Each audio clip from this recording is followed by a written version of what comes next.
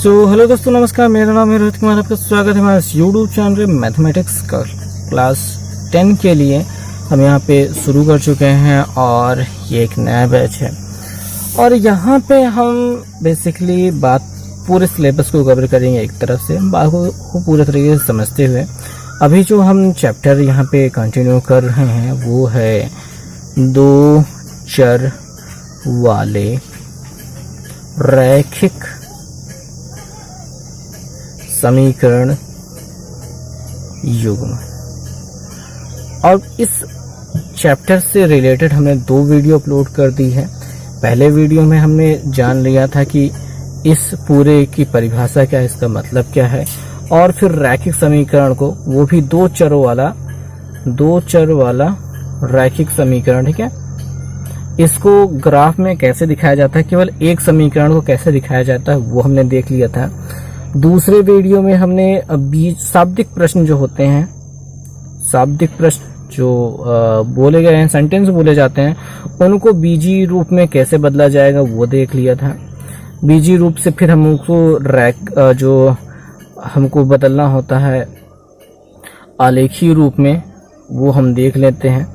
आज हमें बीजी रूप से आलेखीय रूप में फिर से देखना है, आलेखीय रूप में फिर से बदलना है। और अब हमें ये करना है कि दो चरों वाले जो समीकरण होते हैं, यानी कि दो चरों वाले रैखिक समीकरण युग्म, हमको युग्म मतलब जोड़े, यानी दो समीकरणों को एक साथ एक ही आलेख में दिखाने का प्रयास करना है। तो आज की इस थर्ड वीडियो में हम इसी बात के बारे में जानेंगे। तो शुरुआत करने के लिए हम पहले तो जान लेते हैं कि ये जो दो चरों वाले रैखिक समीकरण युग्म होते हैं, इनका मानक रूप क्या होता है, क्योंकि मानक रूप सबसे महत्वपूर्ण होता है। इसी के आधार पर हम सभी प्रश्नों को मापते हैं, तौलते हैं, तुलना करते हैं और जानते हैं कि वो किस रूप में काम करने वाला है। तो a1x plus b1y plus c1 बराबर 0, ये पहला समीकरण होता है।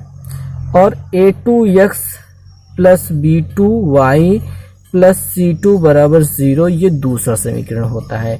ये मुख्य रूप से आपके समीकरण का मानक रूप है। इसी मानक रूप पर आधारित आगे की पूरी प्रश्नावली काम करती है। अगर आपने इसको समझ लिया तो आगे की चीजें समझना बहुत आसान हो जाता है। तो इन चीजों को हमने अब बगल किया। अब यहाँ पे बहुत ज्यादा चीज समझने के कुछ है नहीं। ए बी सी लगाए, एक्स वाई लगा दिया, दोनों के साथ दिया। जहाँ पे दोनों जो एक्स और वाई हैं, ये क्या है, अपनी चर राशियां हैं, ये हमेशा एक्स वाई ही रहेंगी। और ये जो ए बी सी हैं, ये सवाल में आपको ए बी सी के रूप में नहीं मिलेंगे, गिनतियों के रूप में मिलेंगी। इनको अचर, ठीक है, ये अचर होंगी। ये ए बी सी जो होती है गिनतियों के रूप में रहेंगी, ए बी सी के रूप में आपको दिया ही नहीं जाएगा। तो ये बेसिकली अचर राशियां हैं। अब हमें बस इतना सा करना है कि देखना है कि कौन से सवाल किस प्रकार से लिखे होते हैं। तो आपकी अरिहंत की किताब में उदाहरण नंबर 6 जो है, ये मिल जाएगा आपको पेज नंबर 51 पे। तो इस प्रश्न को हमें क्या कह रहा है कि आलेखीय विधि द्वारा इसको हल कीजिए और इसको मतलब आलेख बना करके हल कीजिए और इसको आलेखीय रूप में निरूपित कीजिए, दिखाइए कि ये कैसा दिखाई देगा। तो दोनों ही समीकरण आप देखेंगे, ए बी सी अब नहीं दिखाई दे रहा है, तो ये ए हो गया, बी हो गया, ये सी हो गया। आपको ये समझना होगा कि ये चर राशियां ए बी सी इसी रूप में दिखाई देगा। अब हम समीकरण 1 से शुरुआत करेंगे। समीकरण 1 से आपको बहुत ही आराम से इसी के साथ करना है। क्या है कि यहाँ पे 3x माइनस 4y और प्लस 3 बराबर 0 दिखाई दे रहा है। अगर 4y को आप इधर भेज देते हैं तो 3x प्लस 3 बराबर प्लस में 4y हो जाएगा, और 4 को नीचे भेज देते हैं तो y बराबर 3x प्लस 3 बटे 4 हो जाएगा। बहुत ही आसान काम, बस हो गया ये। अब हमको एक ग्राफ बना लेना है। मुख्यतः ग्राफ तो 2 ही लाइन का होता है, पर हम यहाँ पे 3 लाइनों का प्रयोग किस लिए कर रहे हैं अभी आपको दिखाई दे जाएगा। x का मान यहाँ पे हमको अलग अलग रखना है, और y का मान जो हमको मिल रहा है, तो y की जगह पे हम यहाँ पे 3x प्लस 3 बटे 4 भी लिख सकते हैं। ऐसा लिखने के लिए आपको किताब में दिया गया है, पर मैं कहूँगा कि आप इसको ऐसे लिखने के बजाय 2 ही लाइन में काम कर सकते हैं। x के अलग अलग मान आपको रखने ही है, y के अलग अलग मान आपको मिलने हैं। तो हम यहाँ पे x बराबर 1 से शुरुआत करेंगे। x बराबर 1 पर हमको y बराबर क्या मिलेगा, यहाँ पे देखेंगे 3 गुणते x की जगह 1 प्लस 3/4, 3 एक नम 3 प्लस 3/4, 3 3 6/4 काटेंगे तो यहाँ पे हो जाएगा 3, यहाँ पे हो जाएगा 2, तो 3/2 मिल जाएगा। अभी यहाँ पे 3/2 हमको y का मान मिला है, लेकिन आपको ग्राफ में 3/2 दिखाना तो मुश्किल का काम है, ये तो इसलिए 3/2 वाला जो काम है इसको छोड़ देते हैं। हम कुछ और गिनतियों को ट्राई करेंगे जो कि बड़े आराम से कट जाएं और छोटा सा रूप हमको मिल जाए। अगर हम 3 रख के ट्राई करें, x के बराबर 3 रखें तो 3 त्रिका 9, 9 3 12, 12 को 4 से भाग देंगे, 4 3 12, तो हमको क्या मिल जाएगा, वो मिल जाएगा 3। बहुत ही आसान काम।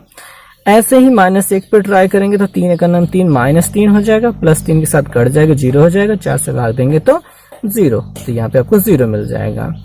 और एक और ट्राई कर सकते हैं, और यहाँ पे कर सकते हैं 3 त्रिका 9, 3 चौके 12, 12 4 15, ये तो कटेंगे नहीं, 3 5 15, 15 3 18 नहीं कटेगा। तो और भी गिनतियां लेकर के आप ट्राई कर सकते हैं। हम यहाँ पे केवल अभी 2 को ही रखते हैं और बाकी हम देख लेंगे कि आगे क्या हो सकता है।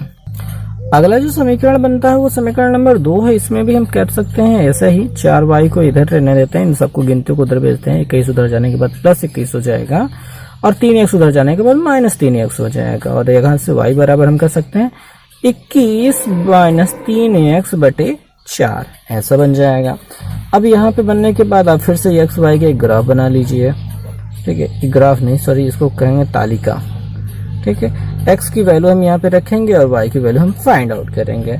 जैसे x की वैल्यू 1 रख देंगे तो 3 एक नम 3 हो जाएगा, 21 में 3 से घटाने पर 18 बचेगा, भाग करने पर कटेगा नहीं पूरा, ठीक। 2 रखने पर 3 दूनी 6 हो जाएगा, इसमें से घटाने पर 6 को घटाएंगे कितना बचेगा, 6 को घटाएंगे तो 25 बचेगा, 4 से नहीं घटेगा। 3 रखते हैं, या 3 त्रिका 9, 21 में से हम अगर 9 को घटाएंगे तो कितना बचेगा, 21 में से 9 को घटाने पर मिल जाएगा 12। तो और यहाँ पे x बराबर 3 रखें तो 12 मिल गया, 4 3 12 यानी 3 मिल गया है। ऐसे ही हम 7 रख के ट्राई कर सकते हैं, और भी गिनतियां भी है वो आप रख के देख लीजिएगा। 7 रखेंगे तो 7 तरीके 21 है, इसमें 21 गया 0, 0 में जब 4 से भाग दिया तो 0 हो गया। तो ये हो गया आपका दोनों समीकरणों का हल। समीकरणों का अलग अलग कई मान मिल चुके हैं। अब यहाँ पे ग्राफ बनाना है। ग्राफ को बनाने के लिए आपको पटरी से सीधी लाइन खींचनी होगी, दूसरा 90 डिग्री पे पटरी से ही दूसरी लाइन खींचनी होगी, ठीक। और इतना खींचने के बाद पटरी के एक एक जो सेंटीमीटर होते हैं, एक एक सेंटीमीटर पर निशान आपको दोनों ऐसे लगाते चले जाना है। यहाँ से शुरू करना है 1 सेंटीमीटर पे, फिर 1 फिर 1 फिर 1। कई बच्चे गलतियाँ क्या करते हैं, इधर से निशान लगाना शुरू करते हैं, तो ये गलतियाँ हैं। उनको समझाते समझाते मैं थक जाता हूँ, पर वो गलतियाँ यही करते हैं। तो यहाँ से 1 सेंटीमीटर की दूरी पर ऐसे खाना हमको बना देना है, ऐसे निशान लगा देना है। जब निशान लग जाएगा तो जो पहला समीकरण था उसमें हमको 3 3 मिला था, x पे 3 y पे 3, यहाँ पे आपको 3,3, ये पहले समीकरण के लिए था। दूसरे समीकरण में भी x पे 3 y पे 3 दिखाई दे रहा है, तो यही इसके लिए भी काम करेगा। और पहले समीकरण में -1 पे 0 था, यानी x पे -1 y पे 0, यानी ये -1 पे 0, ठीक है। जिनको भी ये गिनतियों को नहीं लिखना आता है, कार्तिक तल निर्देशांक ज्यामिति जब पढ़ा जाएगा तो और अच्छे से समझ में आ जाएगा। वैसे 9 में आप पढ़ चुके हैं, कोई भी बड़ी चीज नहीं है इसके पढ़ाने के लिए। और यहाँ पे x पर 7 और 0, x पे हम आगे जाएंगे 1 2 3 4 5 6 7 मान लेते हैं, यहाँ पहुंच गए हैं। और यहाँ पे 7,0 ये अपना हो गया, सभी बिंदु जो हमको मिलने थे वो लगा दिए। तो ये एक रेखा तो ये इस प्रकार से जाएगी, एक दूसरी रेखा जो जा रही है वो यहाँ 7 से होकर के जा रही है। तो ऐसे में ये दोनों रेखाएं 3 3 पे काट रही हैं, तो दोनों के समीकरणों का हल जो होगा वो x बराबर 3 और y बराबर क्या हो जाएगा 3, ये आपका आंसर हो जाएगा, ठीक है। तो ये तो हो गई ये चीज। बाकी और भी चीजें होती हैं इसमें। ये जो त्रिभुज बना है इसका क्षेत्रफल ज्ञात करने के लिए आपसे पूछ लिया गया है इस सवाल में, लेकिन आपको बस इतना से समझना है कि इन दोनों को कैसे निकालना है। अब बिंदुओं की संख्या कम से कम बस 2 या फिर 3, इससे ज्यादा ना निकालेंगे। ज्यादा मैंने कहा तो 4 बिंदु निकाल लीजिए किसी भी रेखा को हल करने के लिए, उससे ज्यादा नहीं निकालेंगे। और यहाँ पे सवाल में थोड़ा सा 7-8 तक बहुत ज्यादा बढ़ रहा था, इस वजह से थोड़ा सा दिक्कत है। बाकी आपको ज्यादातर मान बहुत छोटे छोटे में मिल जाते हैं। आप हमेशा क्या कर सकते हैं कि 0, 1, 2 और -1, -2 रख करके काम चला सकते हैं। इतने में 5 मान मिल जाएंगे। 5 बिंदु एक लाइन में दिखाना बहुत बड़ी बात हो जाएगी और इससे बहुत अच्छा इफेक्ट पड़ेगा। तो अभी बस इतना ही, ग्राफी रूप में आपको दिखाना समझ में आ गया और इसके हिसाब से ये दोनों जहाँ पे काटते हैं वही इस दोनों समीकरणों का हल होता है। और फिर बस अगले वीडियो में हम और भी चीज़ों को जानेंगे।